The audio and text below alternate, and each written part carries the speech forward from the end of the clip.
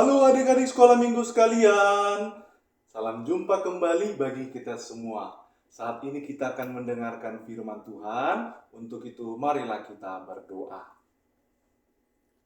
Terima kasih Tuhan karena Tuhan begitu baik menyertai kami.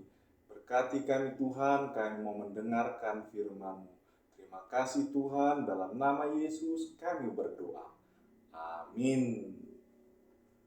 Nah, adik-adik sekolah minggu sekalian, firman Tuhan bagi kita pada saat ini tertulis dalam Kisah Para Rasul pasal 2 ayat 14 dan ayat 36 sampai 37. Saya akan membacakan bagi kita, demikian dikatakan. Maka bangkitlah Petrus berdiri dengan ke-11 rasul itu, dan dengan suara nyaring ia berkata kepada mereka, "Hai kamu orang Yahudi dan kamu semua yang tinggal di Yerusalem, ketahuilah dan camkanlah perkataanku ini. Jadi seluruh kaum Israel harus tahu dengan pasti bahwa Allah telah membuat Yesus yang telah kamu salibkan itu menjadi Tuhan dan Kristus." Ketika mereka mendengar hal itu, hati mereka sangat terharu. Lalu mereka bertanya kepada Petrus dan rasul-rasul yang lain, "Apakah yang harus kami perbuat, saudara-saudara?" Demikian firman Tuhan.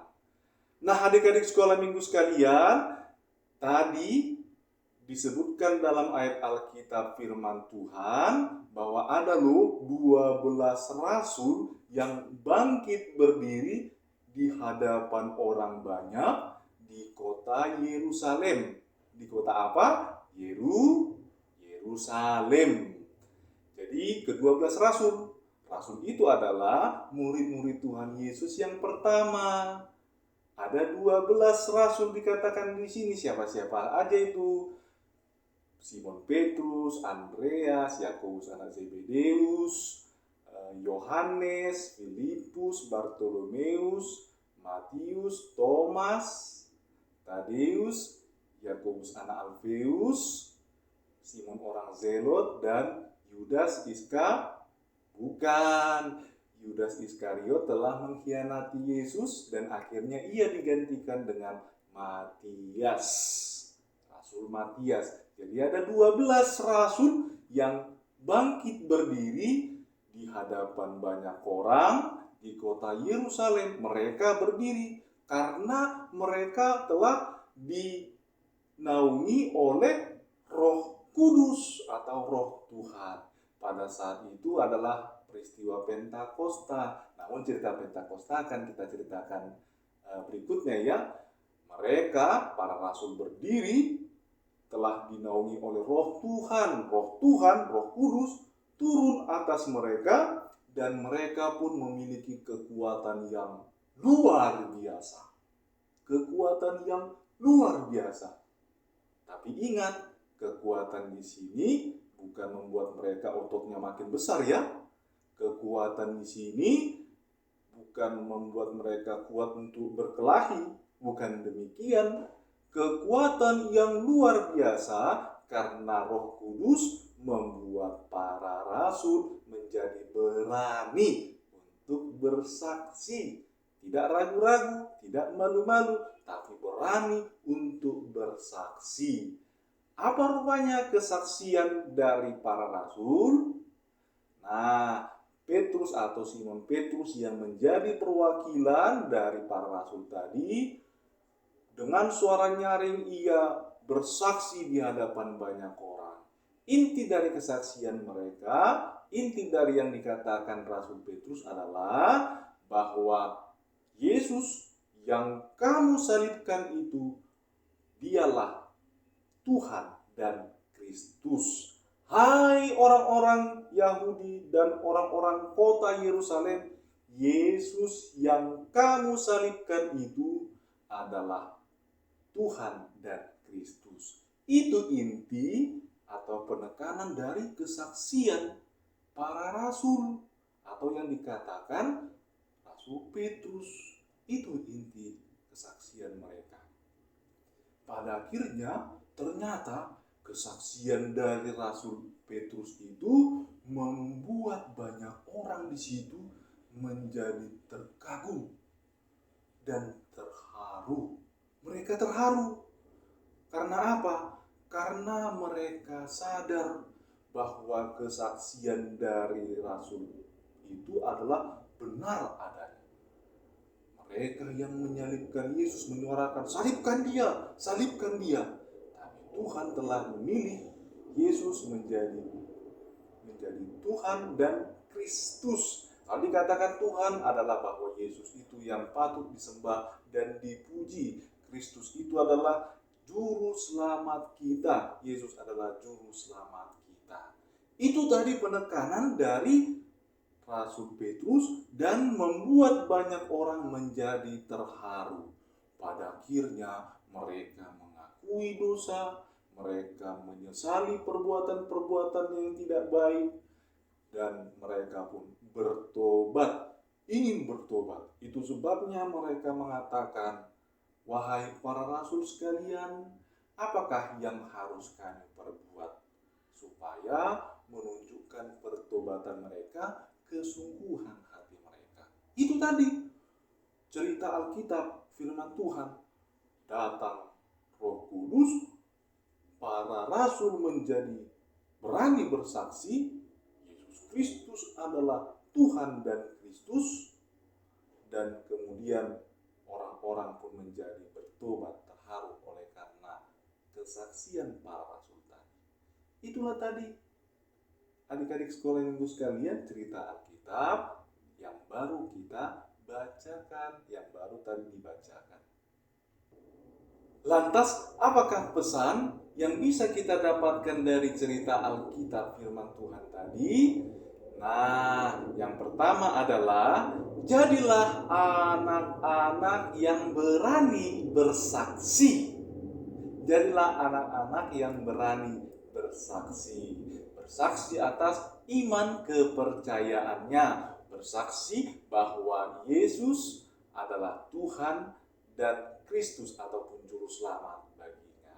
Jadi kalau ada yang bertanya, agama kalian apa? Saya ini adalah orang Kristen. Saya ini adalah murid Tuhan Yesus. Nah, gitu yang baik, gitu yang benar. Kalaupun di samping kanan kirinya ataupun di sekitarnya ketika di sekolah ataupun di lingkungan rumah ada yang beragama yang lain, tapi dia tetap mengaku bersaksi bahwa dia adalah murid Tuhan Yesus. Dia mengakui bahwa Tuhan adalah Yesus adalah Tuhan dan Kristus juru selamat. Itu dia, berani bersaksi. Hal ini juga berkaitan dengan misalkan ketika adik-adik sekolah minggu makan di warung atau di restoran. Gak usah malu-malu.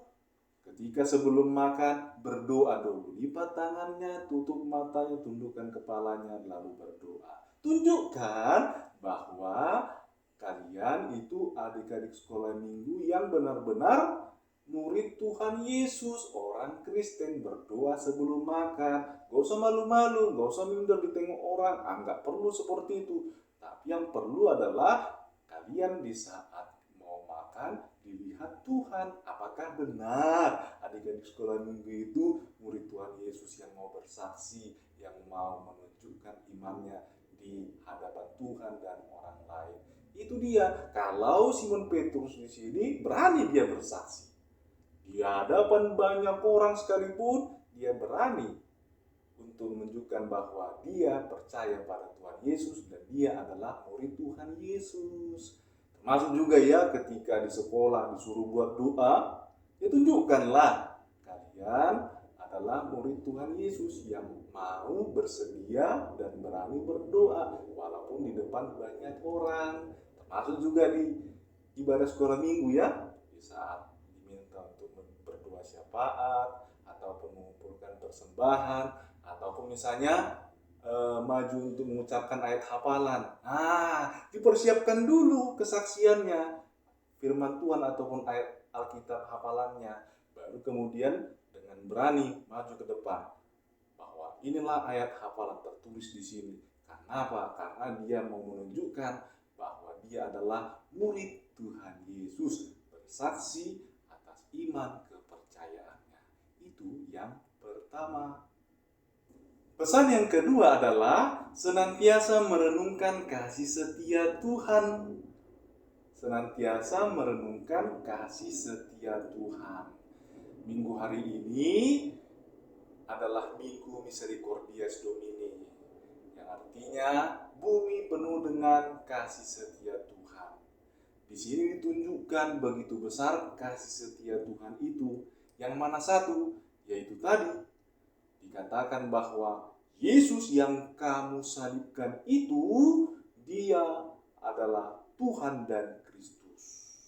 Yang kamu salibkan itu, orang-orang Yerusalem, dia adalah Tuhan yang patut engkau puji dan sembah, dan juru selamatmu.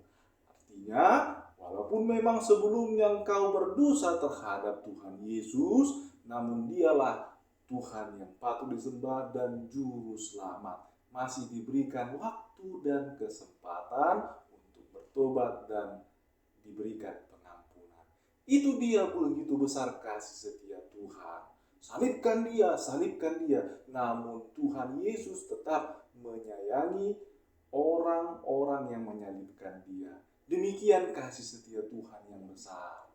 Itulah yang perlu kita ingat bersama, renungkan adik-adik sekolah minggu, merenungkan kasih setia Tuhan. Tadi dikatakan oleh Rasul Petrus, ketahuilah dan camkanlah. Nah, demikian juga kepada adik-adik sekolah minggu ya. Lekatkan dalam hati begitu besar kasih setia Tuhan, memberikan kehidupan hingga saat ini, terlebih yang memberikan kita waktu atau kesempatan dan pengampunan. Artinya, biarlah adik-adik kita semua menjadi orang-orang atau murid Tuhan Yesus yang mau bertobat, meninggalkan dosa, kejahatan, kenakalan, karena mengingat kasih setia Tuhan. Kita ingat bahwa Tuhan Yesus menebus kita agar menjadi orang-orang baik, yang tidak lagi mau berbuat dosa. Dan Yesus adalah Tuhan yang patut kita puji, kita syukuri bersama, bernyanyi untuk Tuhan, dan menjadi Kristus yang menyelamatkan kita, mengingatkan kita akan pengampunannya. Itu sebabnya kita bersyukur karena Tuhan baik, kasih setia Tuhan nyata, diberikan bagi kita kesempatan untuk berbuat baik dan pengampunan bagi kita. Itu dia, merenungkan kasih setia Tuhan. Dan yang ketiga adalah merindukan tuntunan Tuhan. Merindukan tuntunan dari Tuhan. Nah, tadi dari ayat Alkitab itu disebutkan bagaimana orang-orang yang mendengar kesaksian dari Rasul Petrus pada akhirnya bertanya, apakah yang harus kami perbuat? Mereka bertanya karena mereka ingin tahu, karena mereka penasaran, karena mereka sangat-sangat menginginkan tuntunan dari Tuhan. Dalam hati mereka berkomitmen ataupun ada keyakinan bahwa harus Tuhanlah yang membimbing mereka, yang memimpin mereka, biar hidupnya tenang, biar hidupnya penuh dengan damai. Itu dia tadi. Itu sebabnya ketika mereka bertanya, di situ menunjukkan bagaimana keseriusan hati mereka. Ada pepatah mengatakan, malu bertanya, sesat di jalan. Nah, mereka tidak mau sesat di jalan karena malu bertanya, tapi mereka bertanya untuk menunjukkan bagaimana mereka ingin sekali dituntun Tuhan ke jalan yang baik dan benar. Nah, adik-adik sekolah minggu juga begitu ya. Baiknya ketika ada yang tidak tahu, ada yang kurang dimengerti, ya bertanya. Nah, bertanya ketika dalam sekolah ataupun saat pelajaran, gurunya menerangkan, ada yang belum mengerti, ya tanya dong. Itu artinya kalian mau pintar, ingin tahunya besar. Gak boleh ada pengajaran yang berlalu begitu saja. Makanya bertanya, harus sampai tahu. Demikian yang baik, demikian yang benar.